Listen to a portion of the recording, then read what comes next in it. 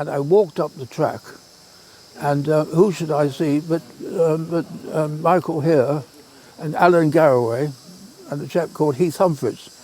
Now that was October the 23rd, 1954. Yes. Now, I want to come back to the two of you meeting, but just tell us a little bit about, for people that don't know, who was Alan and who was Humphrey? So. Oh, Alan Garraway Yes. was the manager. Yes. Well, no, he wasn't then, Not of then, course. no. But he was the spark, really, the fire behind the railway at that stage. Behind the restoration of the railway, yes. Yes. Yeah. So what led up to you, Michael, ending up at this meeting at the crossing in 1954? Oh, well, I first came here, St. Bulch, in 1948. Really? Of course, it was total dereliction. And Bessie Jones was in the house. Yes, yeah. And I was with an aunt of mine. I always remember Auntie said to Bessie Jones, "Have you any eggs?" Because there were hens all over the place. "No," she said, "and no eggs, no eggs." Because she didn't know us, you see. And then So what else did you see when you were there, when you were looking through the windows? Well, of course, we could see Method and Emrys, where she'd stood since 1946. She was and Welsh Pony was on the far road, but I don't think we actually broke in. We had just looked through the windows. You did break in on one occasion. Oh yes, later. And yes, hid yes. in a cupboard. Oh, from 1949 onwards, Yes. I was breaking in regularly. Well, perhaps the doors by then, and I mean. Maybe they'd been left ajar by then. Well, yes. Yeah, I avoided doing any damage, of course, but it was very easy to get in. If you went round the quarry face at Boston Lodge, Yeah. there were easy ways of access into the erection shop. And of course I could see Prince waiting for its 1944 boiler. Of course. Yes. And I walked across the cob and found the gates open. And I thought, that was strange, what's happening here? Because I walked this during the week. And I suddenly saw a lot of bad language going on. And I arrived to find Michael almost underneath the railway, and Leonard Heath Humphreys, which was the young man who started the railway. He was only 18 at the time, or younger than that. 17. 17 at the time. And Alan Garraway was on the tractor thing. And he was shouting it, He liked everybody to do what he wanted them to do.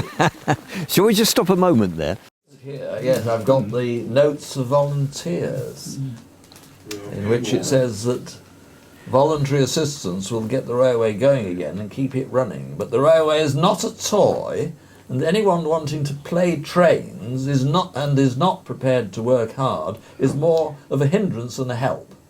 Much of the work you may be asked to do will not be very interesting and probably will be very arduous, but it has got to be done and is just as important as other more interesting work. And when was that letter written?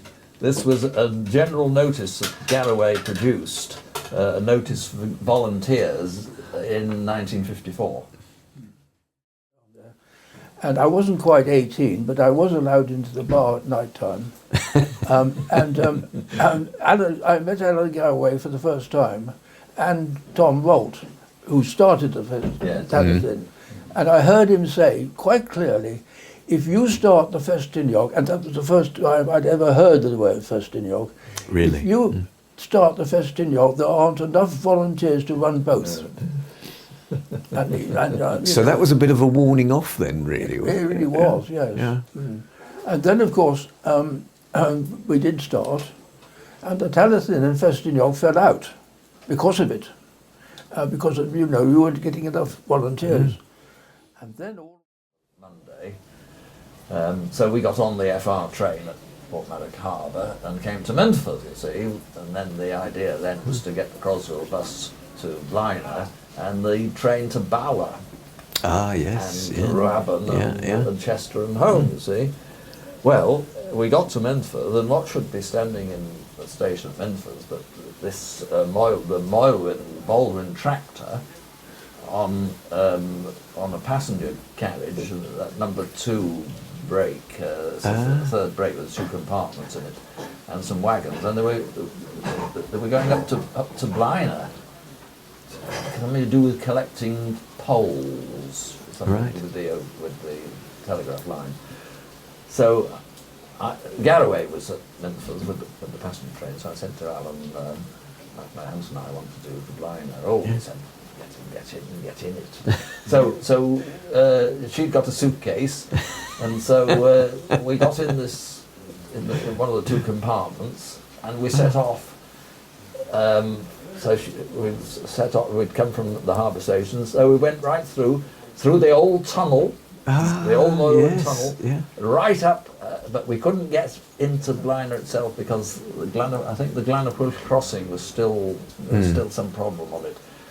So we walked into the town, and we got on the Great Western train, and so I think we can definitely say that my auntie was the only person ever to travel from Portmaddock to Birkenhead on the Ffestiniog and the Great Western Line since 1939. Wonderful. That was 1956. Yes. Yes. So that was